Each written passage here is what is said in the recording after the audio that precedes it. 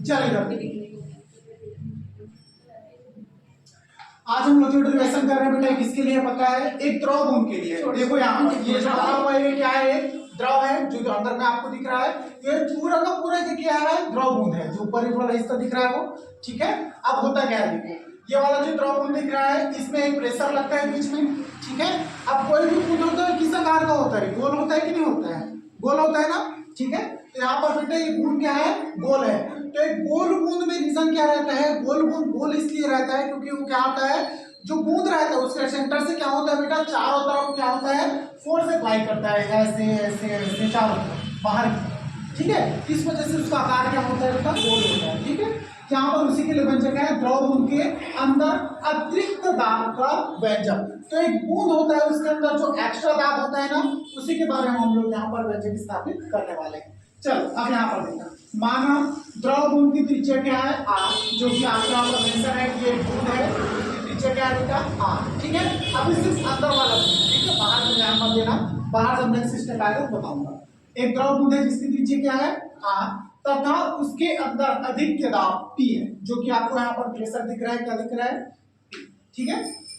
इस दाब के कारण बूंद के पृष्ठ के लंबवत बाहर की ओर एक बल कार्य करता है। अब देखो यहाँ पर क्या है, ये दाब है ना, ठीक है। इस दाब के कारण क्या करेंगे बेटा, ये जो दाब है, प्रेशर है, ये क्या करता है, इस द्रव बूंद को बाहर की ओर ऐसे दबाने का प्रयास करता है, तभी जाके बूंद क्या रहता है बेटा, गोल रहता है। तो बाहर की ओर क्या करता है, दाब बल कार्य करता है। इस दाब के कारण बल कार्य करेगा कि नहीं करेगा, इस वजह से इसका आकार क्या रहेगा, गोल रहेगा। तो यहाँ पर वही लिखा है, इस दाब के कारण बूंद के पृष्ठ के लंबवत। अब देखो ये पृष्ठ है ना, एक सरफेस है ना, तो इसके लंबवत लग रहा है कि नहीं? देखो लंबवत का मतलब क्या हो गया, ये अगर पृष्ठ है तो इसके लंबवत मतलब 90 डिग्री में लगने वाला बल, ठीक है। तो अगर ये पूरा गोल गोल पृष्ठ है तो जो भी बल लग रहा है वो क्या होता है बेटा, इसके लंबवत लग रहा है, ठीक है। इस वजह से लंबवत बल कार्य बाहर की ओर एक बल कार्य करता है। फलस्वरूप त्रिज्या बढ़कर r प्लस d हो जाती है। मतलब अगर यहाँ पर कोई प्रेशर लगता है उस बूंद में तो इसकी त्रिज्या क्या होती है बेटा, बढ़ती है, और बढ़कर कितना हो जाती है, जितनी त्रिज्या पहले थी उसमें थोड़ा सा और एक्सपांशन हो जाता है, तो बढ़कर और एक्स्ट्रा कितना हो गया, डेल r, ठीक है। इस दाब के कारण त्रिज्या कितनी बढ़ी, डेल r, और पहले से इस बूंद की त्रिज्या कितनी थी, r, तो बढ़ने के बाद कितना हो गया, पहले की त्रिज्या प्लस एक्स्ट्रा जो बढ़े त्रिज्या, दोनों मिला के कितना हो गया, r प्लस डेल r। आप क्या हो गई, ये एक्स्ट्रा कुल त्रिज्या हुई कि नहीं हुई? तो वहां पर वही लिखा, फलस्वरूप त्रिज्या बढ़कर कितना हो जाता है, r प्लस डेल r हो जाती है, ठीक है।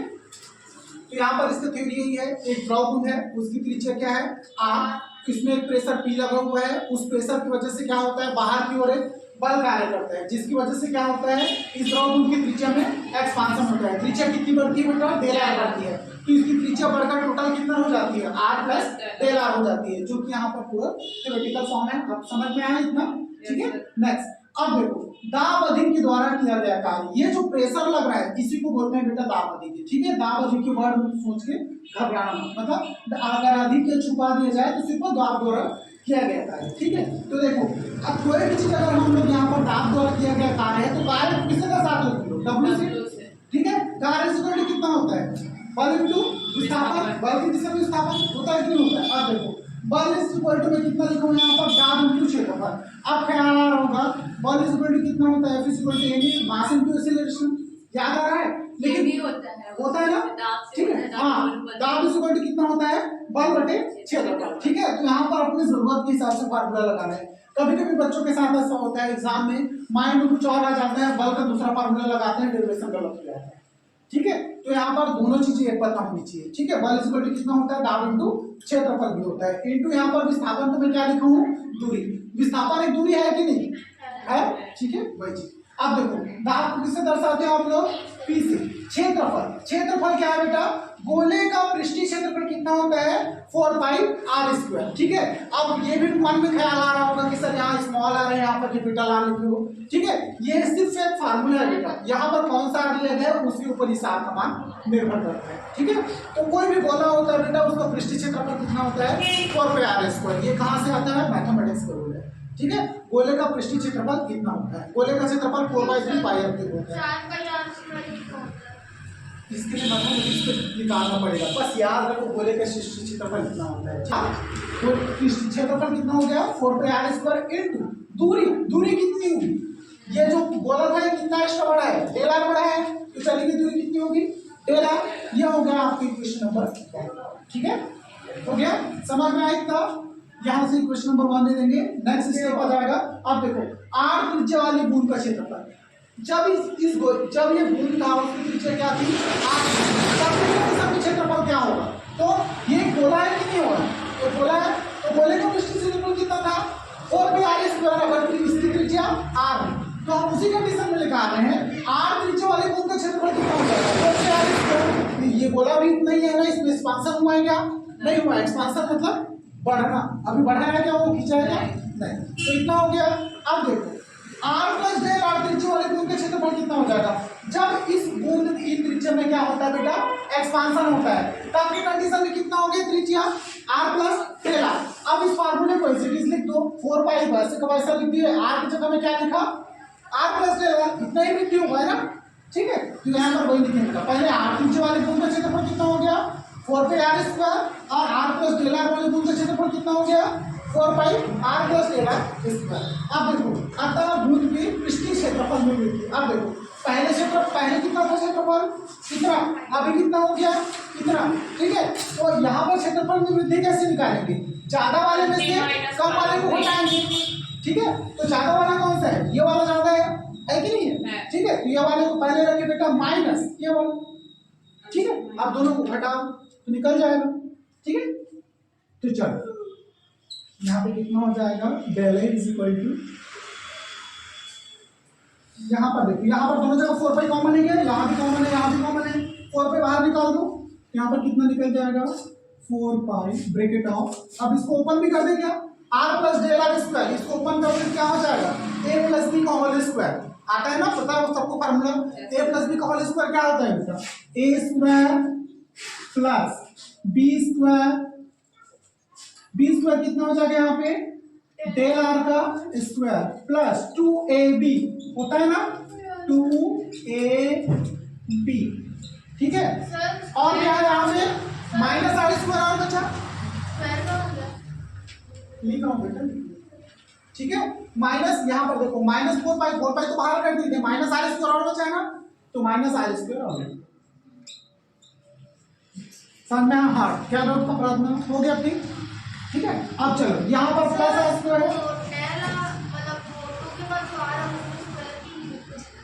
फार्मूला होता है प्रार्थना a + b का होल स्क्वायर। कितना होता है बेटा a² + b² + 2ab। ठीक है, अब देखो यहाँ पर कितना था r + डेल r का स्क्वायर है ना, तो इसको कैसे लिखूंगा a की जगह यहाँ पर कौन है r है, यहाँ पर लिखो बेटा r² प्लस डेल r की जगह b की जगह कौन है डेल r है, यहाँ पर कितना लिखूंगा डेल r² प्लस 2। अब a की जगह फिर कौन है r, तो ऐसी का r लिखूंगा ना यहाँ पे। और b की जगह कौन है बेटा, b की जगह कौन है डेल r, यहाँ पर क्या लिखूंगा 2r डेल r। ठीक है, यही तो लिखा हूँ ऊपर -r²। यहाँ ऑलरेडी एक और था ना प्रार्थना लास्ट में, इसको हाँ 4π को बाहर निकाले, इस वजह से कितना हो गया -r² और बचा ना। आया समझ में, नहीं आ रहा है, आई होप सो आ रहा होगा। आया ना,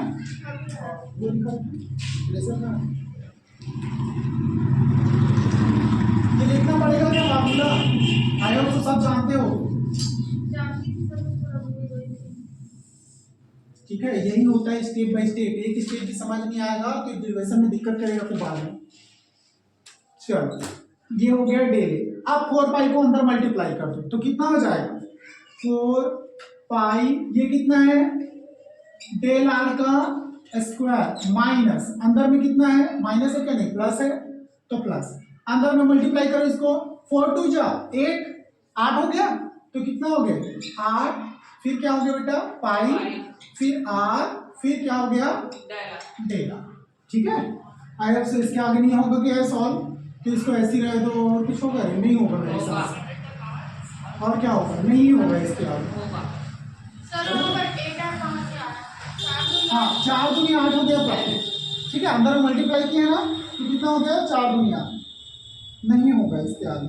ठीक है, इसको आप क्या करना पड़ेगा, इसका सेपरेशन करके मान कम करना पड़ेगा। तो यहाँ पर कितना हो जाएगा, चूंकि डेल आर का मान बहुत कम होता है, यहाँ पे लिखना डेल आर का मान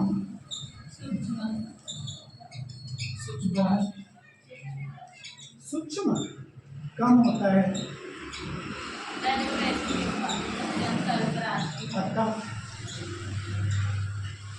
डेल आर स्क्वायर की उपेक्षा करने पर, डेल आर स्क्वायर की उपेक्षा करने पर सूक्ष्म लिखना है कि स्कूल में सर तो फिर उधर दोनों तरफ का डेल आर अपेक्षा नहीं, सिर्फ डेल आर स्क्वायर का ही उपेक्षा करेंगे बेटा, डेल आर का नहीं करेंगे। तो क्या हो गया आपका क्वेश्चन नंबर 2।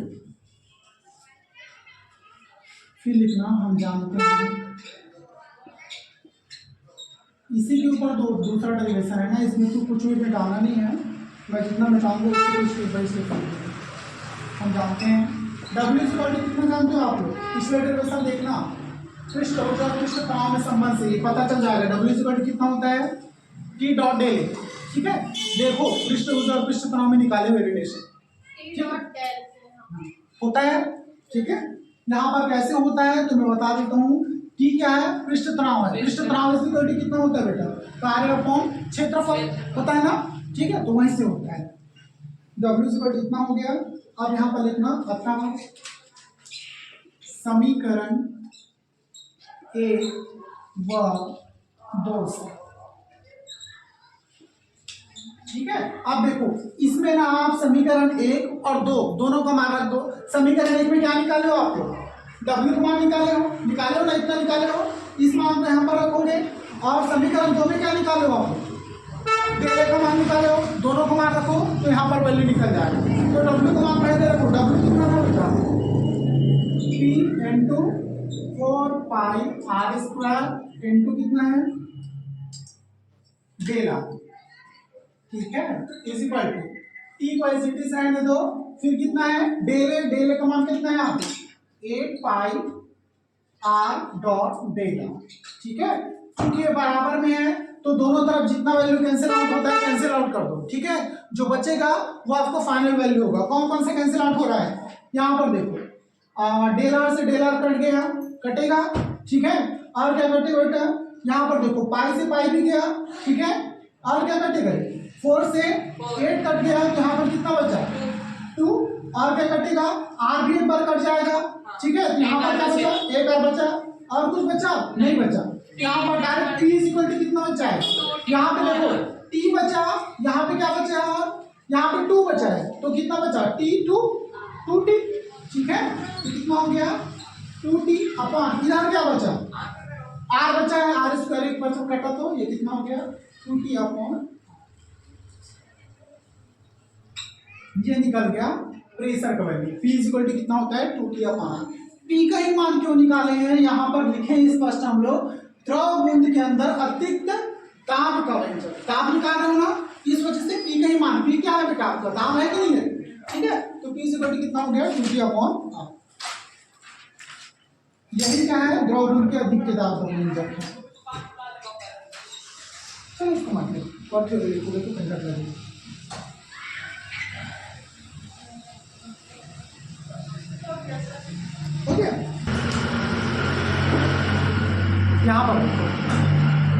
यहाँ पर सेम चीज है, जो चीज यहाँ पर हम द्रव बूंद के लिए कर रहे थे वही व्यंजक किसके लिए स्थापित करेंगे बेटा, बुलबुला के लिए। ठीक है, यहाँ पर व्यंजक किसके लिए है, बुलबुले के अंदर अतिरिक्त दाब का व्यंजक है। ठीक है, यहाँ पर भी सेम कंडीशन होगा, माना बुलबुले की त्रिज्या क्या है बेटा यहाँ पर आर, तथा उसके अंदर अधिक दाब कितना है पी, जो कि आपको यहाँ पर दिख रहा है।